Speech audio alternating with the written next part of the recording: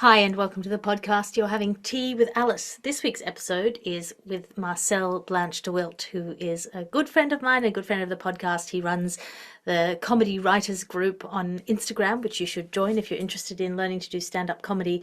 I mean, you can also join my writers group if you sign up at patreon.com/Alice Fraser. That's a one-stop shop full of my stand-up specials, podcasts, and blogs, as well as my twice-weekly writers groups and my salons, where we all sit in a room and talk about interesting ideas for an hour a week. That's patreon.com/Alice Fraser. I had such an interesting conversation with Marcel about managing your brain, understanding the way that you work, and growing up. I hope you enjoyed listening to the conversation as much as I enjoyed having it. Please share if you like it, and tell all of your friends that you're having tea with Alice.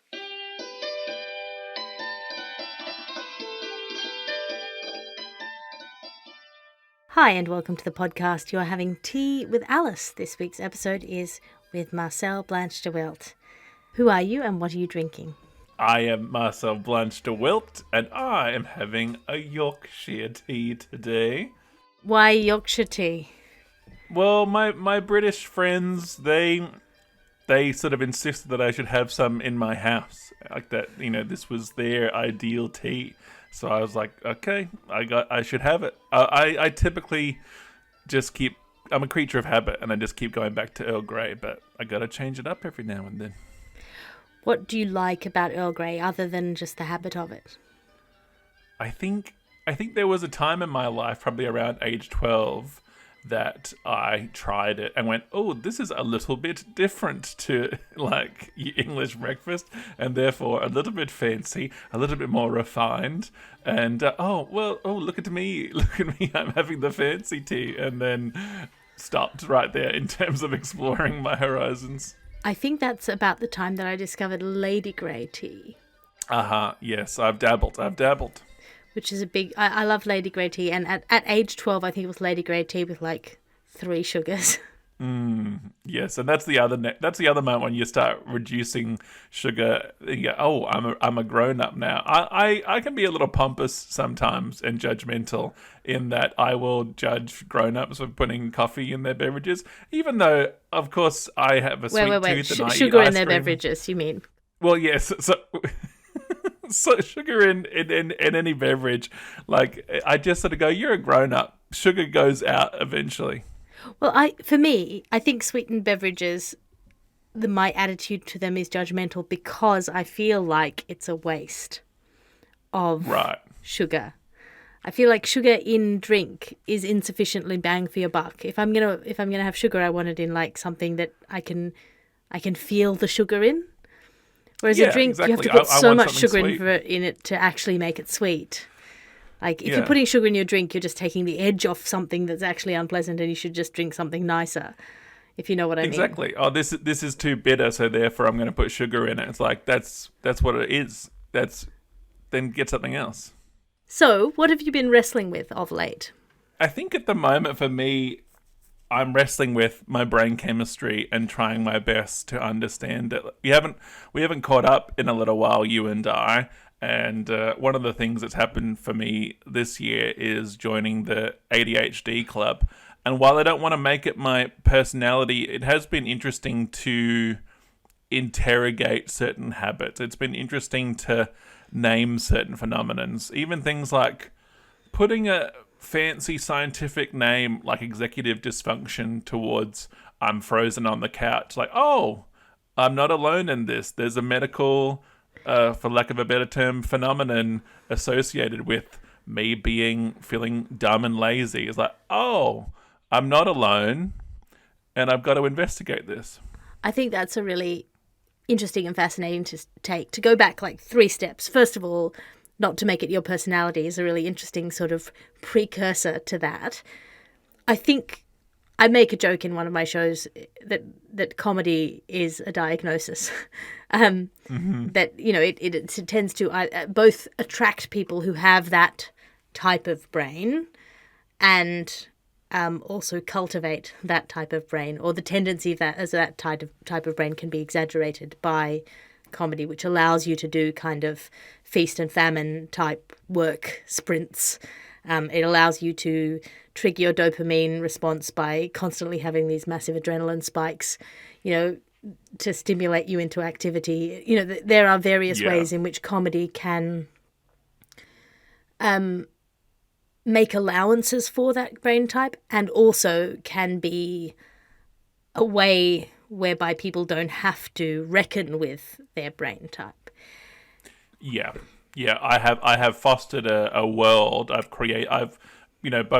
both what comes, the ins and the outs of what I've created and what's been created for me have been to allow for an ADHD type environment. And I usually just use the shorthand of brain chemistry because I think it's more open to like what else might be going on up there. Well, I also think one of the reasons why a lot of people are troubled by the current rash of self-diagnosis is that there are kind of two models of psychiatric thinking, and I'm sure there's four more ones, but this is just me extrapolating from the outside from observation.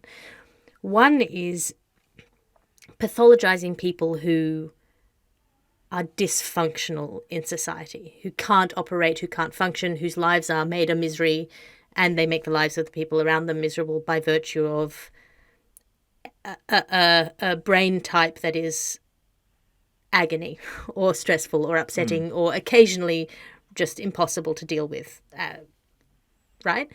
And that is the brain as either healthy or sick, that model, right? And then if you've got a sickness, you need to treat it like an illness, and it's a bad thing. But I think a more kind of holistic way to think about the brain is a similar way to the way we think about the body, which is that you have a long spectrum between very sick, non-functionally sick, and very healthy. And somewhere in the middle is most people. Most people are like not very fit, but they're functional. They're going about their day. It's only when you like run them up a set of stairs that they might start to struggle, right? And in that way, I think thinking of your brain as kind of these terms can help you to understand. It's like brain categorization rather than diagnosis. The use of diagnosis as a form of like, just where do I fit into? Everyone fits into some category or another, rather than everyone's ill in some way or another, which I think is sort of a hopeless way to think about it. I think people have this type of brain more or that type of brain more, and it's only if you're on the extreme end of the spectrum that you're kind of into the realm of it being, to stick with the physical metaphor, disproportionate. Like you're too strong in the upper body, or you just have different body types and they function differently. And like some people go out in the sun and get sunburned after 20 minutes. Some people can't handle work stress. That kind of. Some people are the psychological redheads of the world. Language is so powerful, and being able to label particular phenomenon is so interesting and gives people a lot of catharsis or at least peace or serenity to go, oh, I know what this is, or I know what this means. The reason why I don't want it to be my personality is because I don't want it to be a solution or an excuse. Yeah, or an excuse. Like I don't want to simplify any of these situations. I don't want it to be, oh, now that I've sought this diagnosis, that therefore dust off my hands, everything makes sense now. And that's sort of something that I've been wrestling with lately, is being given medication has sort of disrupted my brain a little bit in terms of my own personal habits. Like I've been neglecting running for running as a habit for maybe at least a year now. And running used to be a really great solution to just sort of assist my brain, to give my brain a little bit of space. Like you forget sometimes, one forgets how much comes with certain habits. Like for example, if I'm running, I'm getting sun, so I'm getting vitamin D, I'm oxygenating my blood, I'm getting good cardio, I'm giving my brain a little bit of space away from the computer. But then I go, oh, I've got this Ritalin now, I guess I'll take this if I'm feeling similar, rather than like, oh, I'm feeling a little anxious or I'm feeling a little spacey. I'll go for a run. Now I'm feeling a little anxious. I'm feeling a little spacey. I'll have a coffee or have a Ritalin, and this is not the habit I want to find myself in. Yeah, I think it is this issue. Is like this is the question of kind of brain types and body types. You can, if you understand your brain, if you have a diagnosis, then you can use like tools that will help your brain. In the same way as if you know that your body type works well with intermittent fasting versus, and then also your brain can change. Like for example, I used to never eat before a show. Probably for about 4 hours before any performance, I wouldn't eat because I had this like, you got to be hungry for the show. Like the evolutionary part of your brain needs to be like firing and looking for solutions in the way that like the first time I tried to do a show, which was 4 months after giving birth to my daughter while I was breastfeeding, I nearly fainted on stage. Was that the Comedy Store? Was I at that show? No, it was in Adelaide. Oh, that wasn't okay. That wasn't that one. That the 6 weeks after giving birth, I had eaten because that was not me trying to do a proper show. That was me trying to do an artistic experiment. But it was their first show at Adelaide Fringe, and I just like nearly fell over. I had to sit down on the stage because I was like, turns out my operating system has changed. It has been upgraded in certain ways, and so now I have to fuel before a show in a different way. Medication is an interesting tool for dealing with a thing that is a brain type that's like subpathological, if you know what I mean. In that if having an ADHD type brain makes your life more difficult in some ways and easier in other ways, that's one thing. But sometimes, like when I was working at the law firm, most of the people around me were medicated, either self-medicating or prescription medication. Yeah. And I definitely have, this ADHD type brain. I wonder if I had been medicated and diagnosed, maybe I'd still be at a law firm. Yeah, interesting. And I don't think that would have been a good outcome for me. Sometimes the problem is not you, it's that the environment that you're trying to operate in is not an environment that is suited for your physiology, your biology, your chemistry, your brain chemistry. And this is the word, environment is the key one. And there's part of the reason why I was able to quote unquote put this off for so long was, number one, understanding the situation. And then secondly, it was about, I don't work a 9-to-5 job. So it's not as clear to me as some people who are in roles where, I'm going to get fired or I'm going to have to leave my job if I don't investigate what's happening in my brain. For me, as a freelancer, I could just make things as manageable as possible to how my brain works. The doctor that I got that diagnosed me, he said 20 minutes into the appointment, he said, "What took you so long?"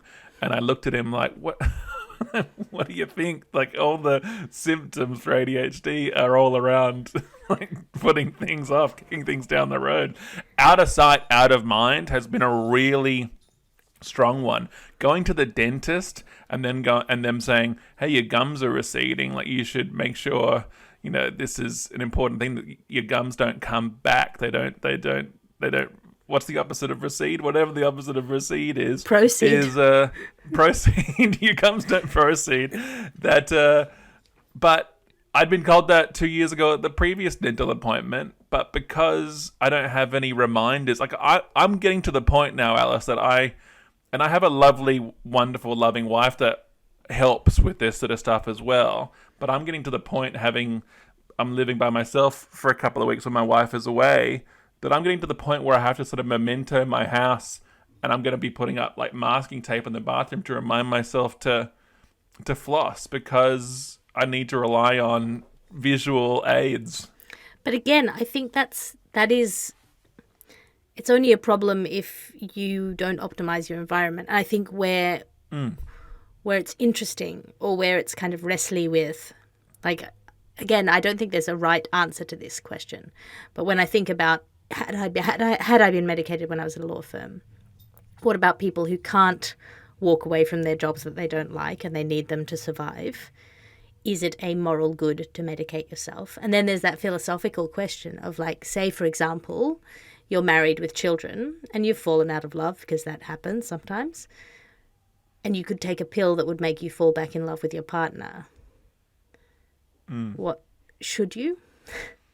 And this is the investigation too into, like, the more we look into these things, the more we reveal ourselves to be, chemical robots. And what can we alter? What is us and what is chemistry? What is us and what is biology? What is nature? What is nurture? And so many of us don't, consider it. And I don't know whether this is a Melrose or a Fraser, but think of our personality and our combination of mental illnesses as a sort of Jenga tower, that if I adjust one of these things that the entire thing may collapse. That a lot of people are very precious and go, I don't want to investigate this too closely, because what if this particular pill or medication stops me from being as me as I am? Or in other ways, like, what if it?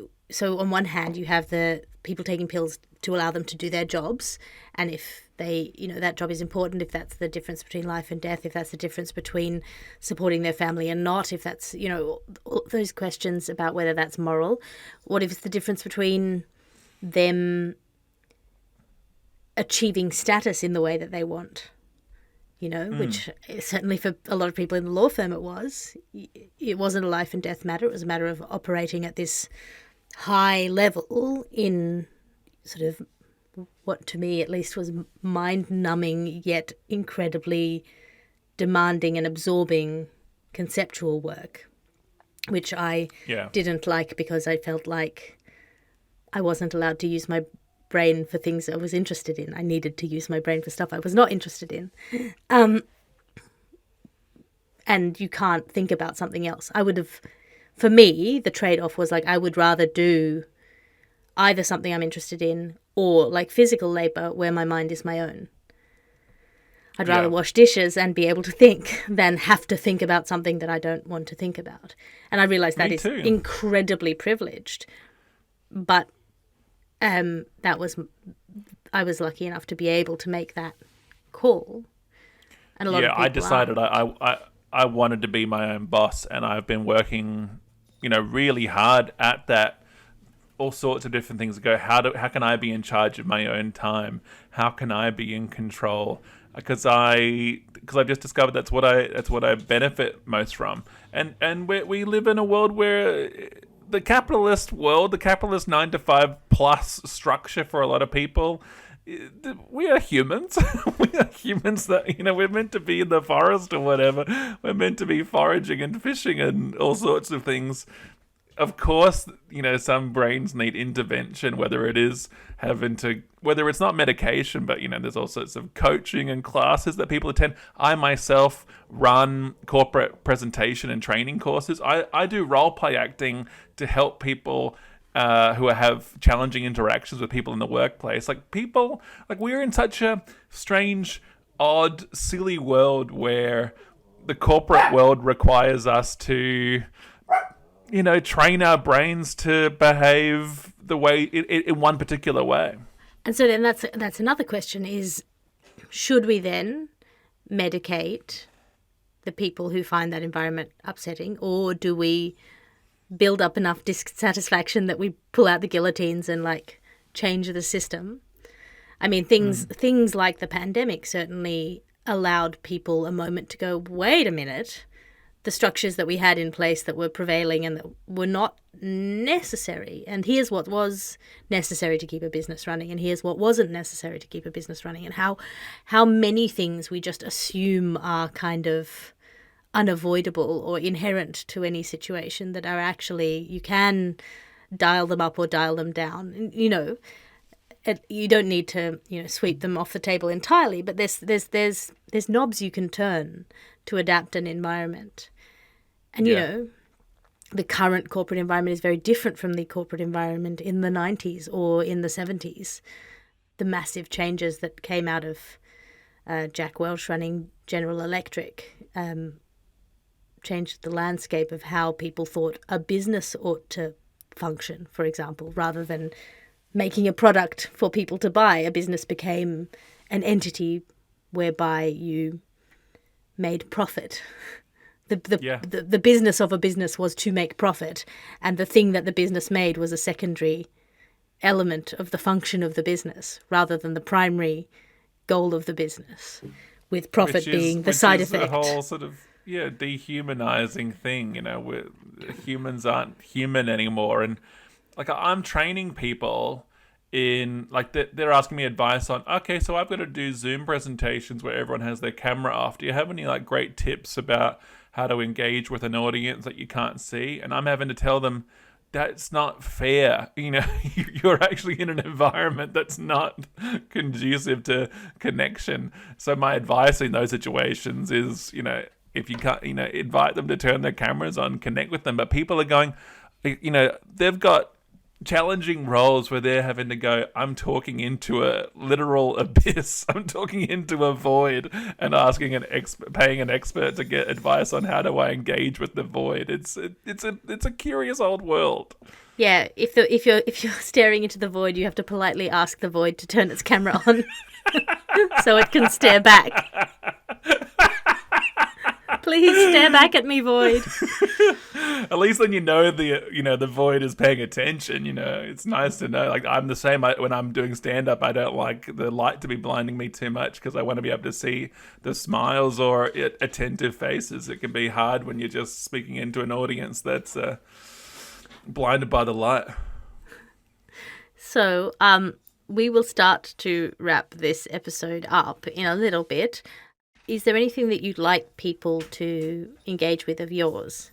Yeah, I mean, I heard that you're doing an international writers retreat soon, which looks so exciting. I have my own little corner of the internet. Sorry for my dog.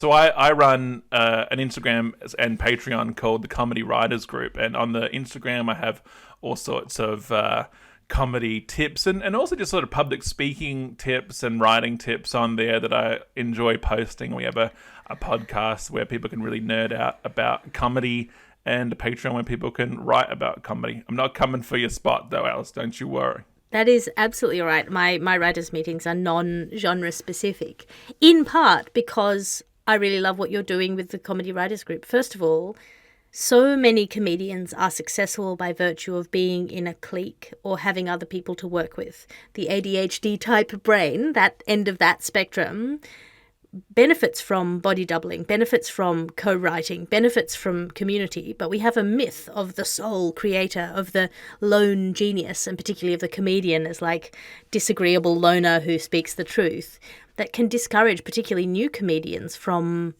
making the effort to connect with other comedians. And so your writers group is such a beautiful thing, and that you're building this community outward. Again, it's one of those things that I think has genuinely changed the landscape, particularly in Australia. It's changed the narrative from what people assumed was the necessary thing that you needed to be a comedian, which was to walk alone into an open mic on the off chance that you'll be good at something you've never tried before and try and make friends with people you've never met. You have this much gentler on-ramp, and there's going to be some people who are like, you got to do it the tough way. You got to do it the way I did. Not real, yeah. My dad taught me to swim by throwing me off a cliff into the ocean. Like, yeah. What is this swimming lessons bullshit? Like, it's such a beautiful thing, genuinely. I think it's really wonderful. And if you are thinking of trying comedy, you could do a lot worse than showing up to one of Marcel's Zoom meetings. Oh, I appreciate that very much. Yeah, there's a real lack of mentorship in the comedy world, and I want it to feel a lot less lonely and a lot more welcoming.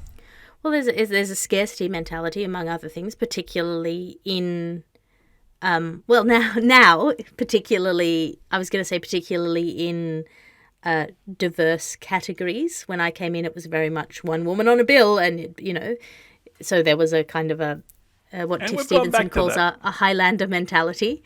There can only be one. Yes, indeed. And that was in part due to sexism and also in part due to the natural pressures of the industry, which mean that you are traveling alone late at night. And, I've spoken about this in my episode with Sian Doxy, who comes from the world of stripping, in which asking for money and making it financially viable is not a shameful thing in the way that it is in comedy. It's considered shameful to be worried about the economics of a gig. Whereas from the sex work side of things, a huge quantity of the people in that industry are looking after children. They might be single mothers. They are homemakers and breadwinners. And if it doesn't pay, they're not going to fucking do the gig. Yeah, exactly. So this is a slight tangent, but that idea that you need to do it tough has kept a lot of women out of it. But the point is now also there's a scarcity mentality among young white men because they feel like they're being hunted out of the industry in a way that is objectively not necessarily true, but true enough. No, there are no longer 9 places for you on a bill. There may be now 6 places for you on a bill. That's still more than anyone else. And but also I the understand. expectation is that you have to be a bit funnier these days. Like, you don't just get on, heaps of lineups you do just get on, but there's also that a bit more of a little bit more quality control at the better gigs of not just being a man has got you on this, you also had to be sort of funny too. Yeah, well, I'm not going to get into the wide the weeds of the politics of all of stage time stuff, but certainly there is a perceived scarcity in the industry that has not been conducive to community. And that, apart from it being a very blokey culture where, you as I mentioned earlier in the gig, there's a kind of a joke that's like, are you going to take this? Are you going to take this joke? Are you going to accept this joke, this sexist joke or this racist joke as the price of entry? Are you one of us? How far are you willing to go to be one of us? Yeah, or are you a spoil sport? Or are you a, dead fish? Are you going to ruin everything by being here as a woman in the green room and make us not be able to tell the jokes we want to tell? That kind of, hostile environment that you kind of had to navigate can lead people to feel like, well, then that's how it should be. Because there's some strength that you get from overcoming those hurdles. And there's some sense of achievement that I certainly feel from having navigated that shit without compromising myself and maintaining the respect of my peers without selling myself down the river. I'm so glad that other people don't have to do that, or they don't have to do it as much. And also the comedians that don't have to sacrifice their sparkle or what makes them special, which is, because so many people have to make themselves quite bland because they're finding themselves going, okay, I got to make myself broad and digestible and palatable to this group of people that I don't really want to impress, but I'm finding myself just having to dilute what makes me interesting to suit these boring old men. Yeah.